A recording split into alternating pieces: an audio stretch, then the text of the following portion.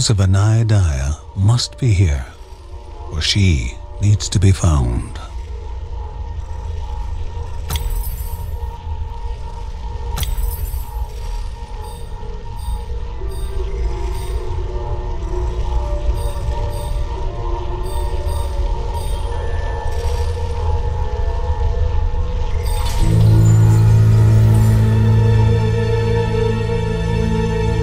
Celestial shard, chipped directly from the ancient crystal in the sanctuary. It would be the Bergsons' lifeline, a tether to pull them back home before death's fateful whisper.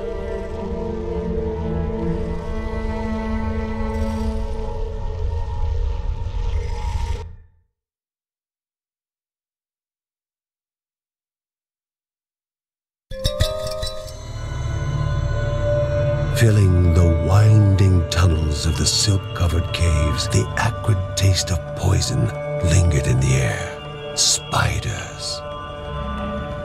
Linda told herself it was only target practice. As she readied her bow, they must find the spirit deep within the caves.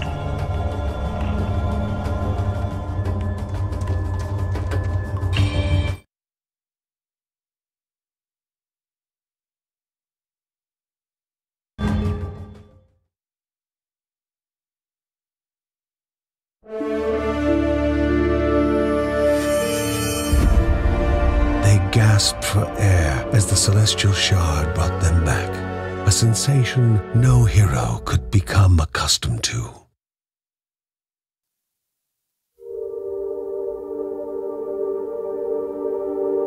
As she heard John and Linda describe their foray, thoughts rushed through Margaret's head. The corruption had amplified the creature's wickedness, and no longer were they part of the harmony of the Rhea.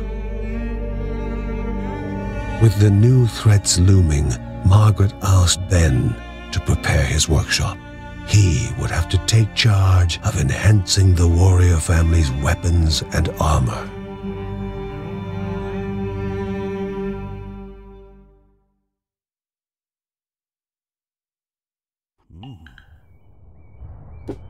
Uncle Ben reached out to the familiar warmth of the forge. If they were to reach the top of Mount Morta, their equipment would need to be of the highest quality.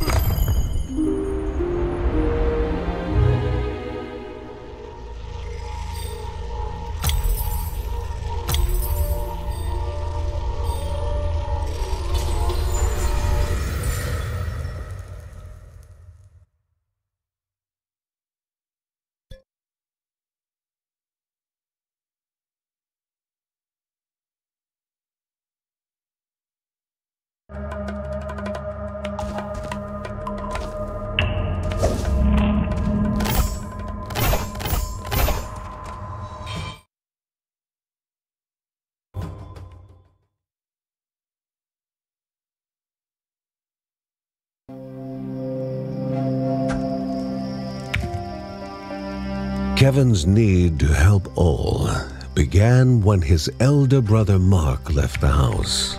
His brother was strong, making any near him feel safe. But he left Kevin.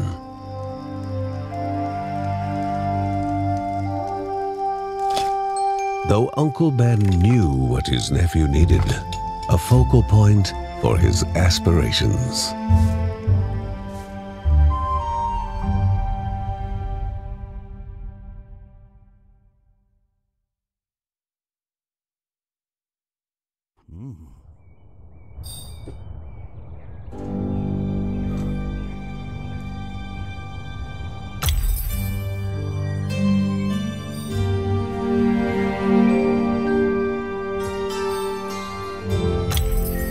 A mother away from her child would cause worry even in the best of times. And this was far from the best of times. It had been more than a year since Mark, Mary's eldest son, had gone to live in the monastery deep in the forest. The same forest was now the source of such worrying news.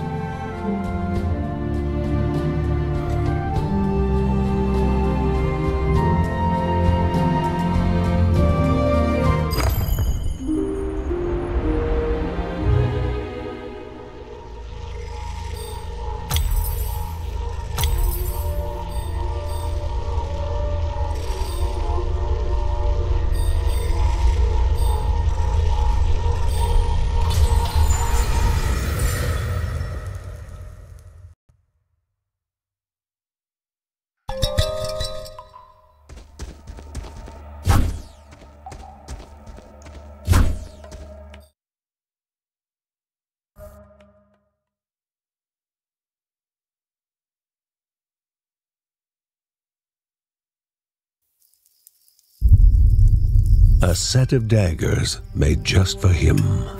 They would be his guide to finding himself, his focal point. The boy tested them. They felt good. Not too heavy, not too light. Like an extension of himself. Uncle Ben suggested a few practice swings outside. The daggers sliced the air, guided with an easy grace. His nephew was clearly a natural with the blades and would be ready to join his father and sister in no time. But the boy's mother had words on that subject. 2 of her children were already risking their lives, and she would not have her precious little boy out there as well.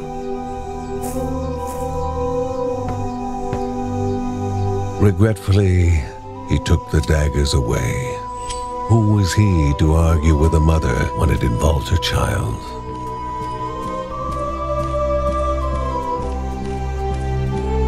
Handing over the daggers was like abandoning a part of himself.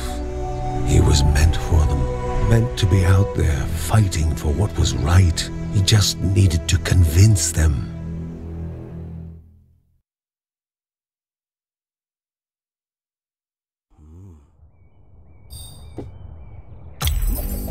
Lucy could spend hours with paper and pencil, giving life to objects she witnessed in the clouds, drowning herself in her own world, a place empty of life's trials and tribulations, away from Grandma Margaret, who was always insisting that she continue to practice her other specialty.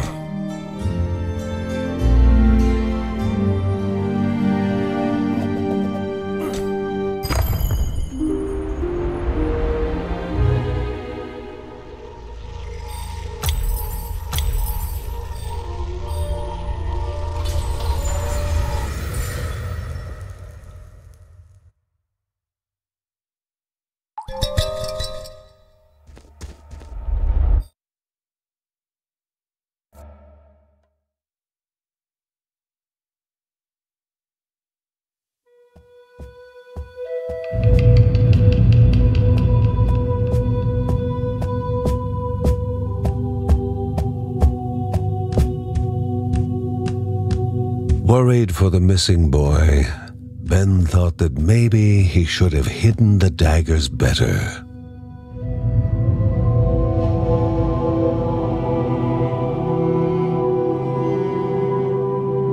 Margaret, in her wisdom, knew that nothing would have remained hidden from Kevin forever. Now she only encouraged her son and his daughter to hurry and find him.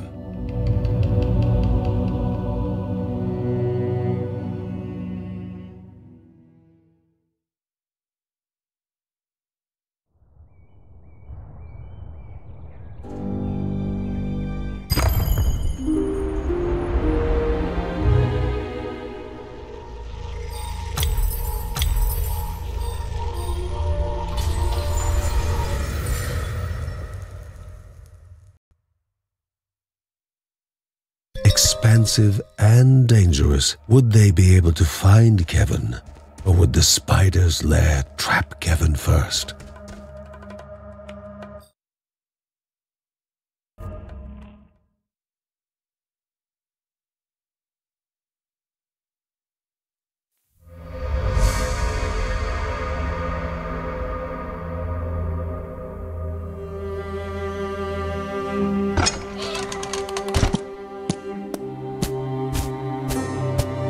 Kevin returned from his saga with barely a scratch, yet he found no appreciation from his family, especially his father.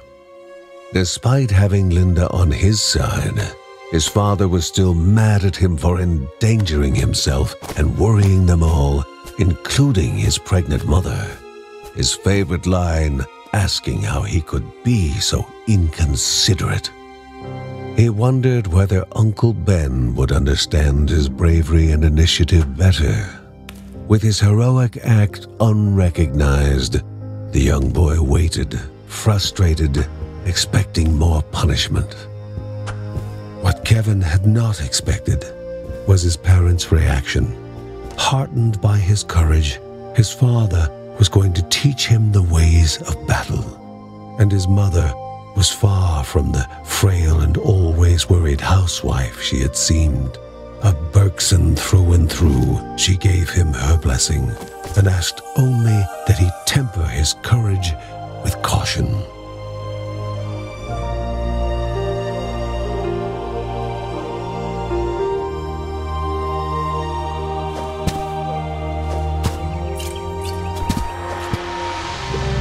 Perhaps Uncle Ben was the happiest of them all. Not only had his nephew held his own in combat, but had done so with the weapons he had made for him. Kevin only wished his older brother Mark was there to witness his rise to the family calling.